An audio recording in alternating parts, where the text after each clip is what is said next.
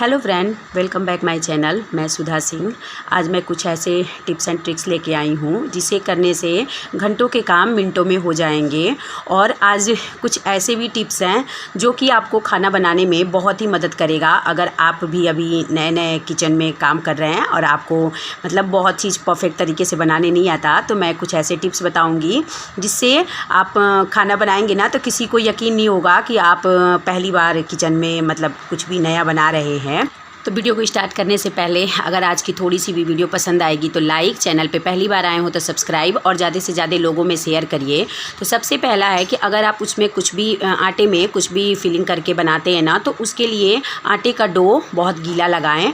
और उसके बाद आप ना, मैं तो जितना बड़ा लोया लेती हूँ उतना ही बड़ा उसमें जो भी भरना होता है, चाहे आलू का पूड़ी बनाऊँ या फिर ये आज मैं चने की दाल का बता रही हूँ, तो चने की दाल का बनाऊँ या फिर कभी मैं सत्तू का भी बनाती हूँ तो उसका भी उतना ही बड़ा लेती हूँ।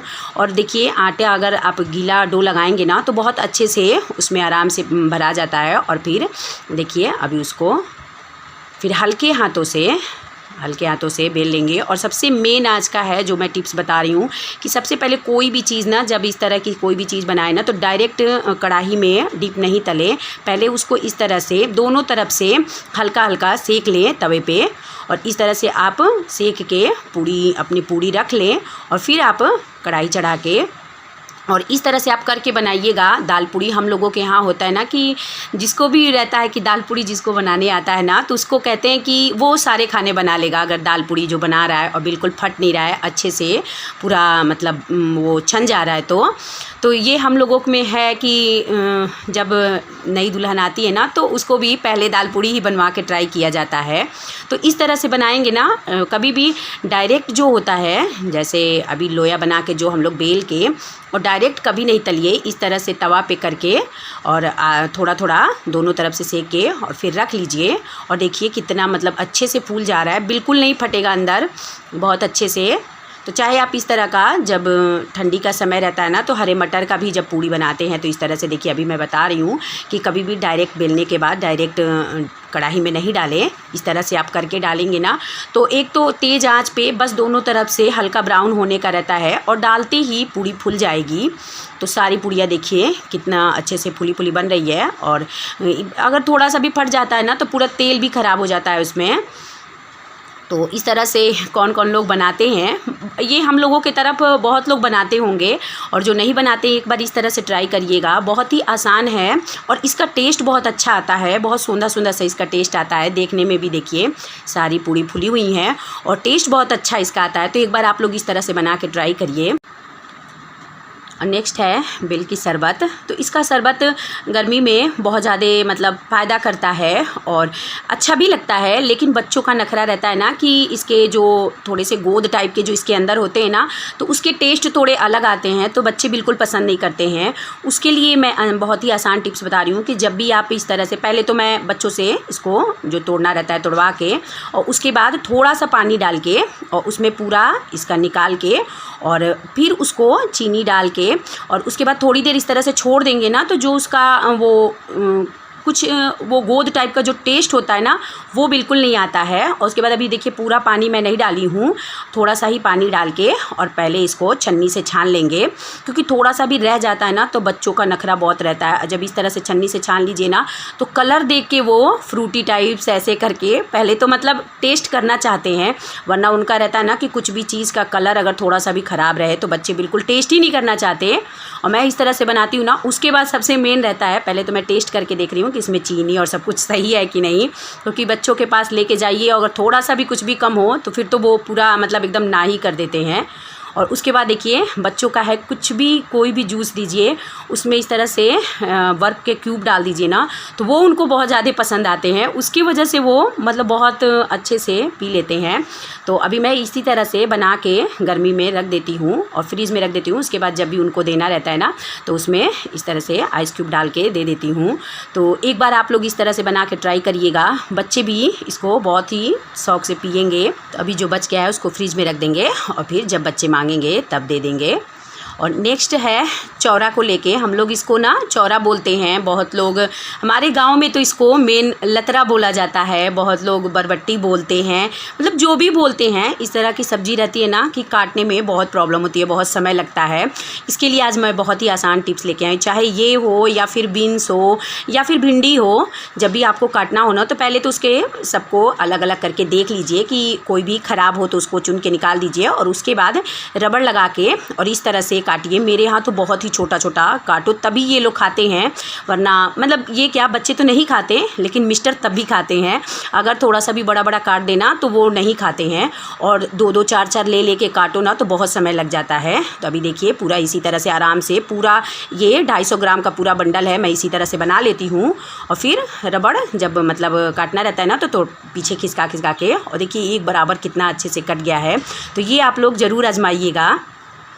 और नेक्स्ट है कोई भी सब्ज़ी जब आप सरसों के तेल में बनाते हैं ना, अभी देखिए मैं सब्ज़ी को आलू और सब जो भी सब्ज़ी है उसको भून के निकाल ली हूँ। तो उसके बाद जब तेल डालते हैं ना तो कभी कभी ऐसा होता है ना कि हम लोग तेल को अच्छे से नहीं पकाते और उसमें फिर जीरा है या हींग है, हींग का भी टेस्ट रह जाता है, डाल दिए ना तो उसका सरसों के तेल का टेस्ट थोड़ा सा अलग आता है, जिससे सब्ज़ी का टेस्ट ख़राब हो जाता है। तो जब भी आपको ऐसा लगे ना कि तेल अभी अच्छे से नहीं पका था और उसमें हम डाल दिए हैं प्याज और जो भी सब्ज़ी डाल दिए हैं, तो उसमें आप बस कुछ ज़्यादा नहीं करना है, उसमें आप बस 2 लौंग लेके और उसको आप इसमें डाल दीजिए।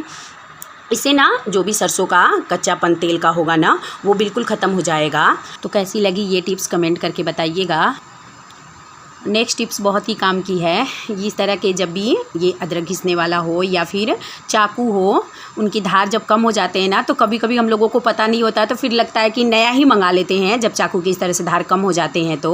तो उसके लिए बहुत ही आसान टिप्स है कि जब भी हम लोग जो दिवाली पे दिए का यूज़ करते हैं ना तो उस दिए को आप फेंके नहीं। मैं तो पहले रहता था ना कि इस तरह के जब भी चाकू के धार कम हो जाते थे तो मैं मतलब फिर नया मंगा लेती थी, मुझे नहीं आइडिया था। तो ये दिया बहुत ही काम की चीज़ है। अब मैं क्या करती हूँ, दिए को पूरा मतलब जितना भी यूज़ करी रहती हूँ ना उसको पन्नी में करके रख लेती हूँ, और इस तरह के या फिर मेरी लोहे की कैंची भी है तो उसके भी धार जब कम हो जाते हैं ना तो इसी तरह से मैं कर लेती हूँ। अभी देखिए चारों तरफ से दिए को लेके और चारों तरफ घुमा के इसको अच्छे से घिस लेंगे। थोड़ी देर घिसेंगे ना तो इसके धार तेज़ हो जाएंगे।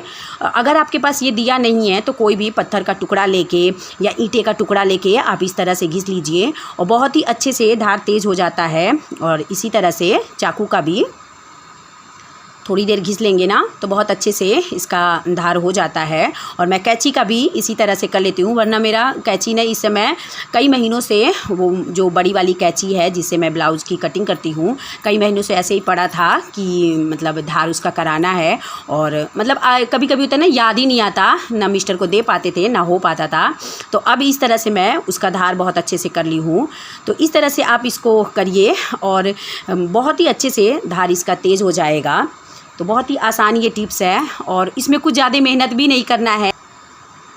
नेक्स्ट टिप्स है चने की दाल या कोई भी दाल हो, चना हो, मटर हो या काबली चना भी हो, कोई भी हो ना, तो उसमें कीड़े बहुत जल्दी लग जाते हैं। हम लोग बाज़ार से मंगा के रखते हैं ना तो 10-15 दिन या 1 महीना भी नहीं होता है तब तक कीड़े लग जाते हैं या घुन लग जाते हैं।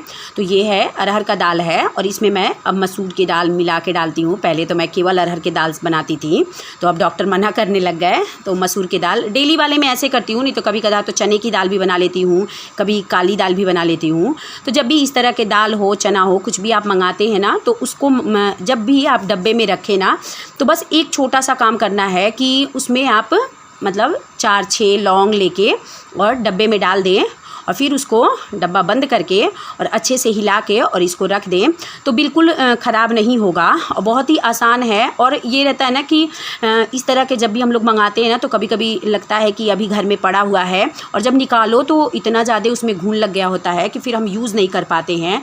तो ये बहुत ही छोटा सा आसान उपाय है, इस तरह से आप करें। और इसी तरह से है चीनी का भी है। इस समय गर्मी में और बरसात में चींटी बहुत ज़्यादा परेशान करती है।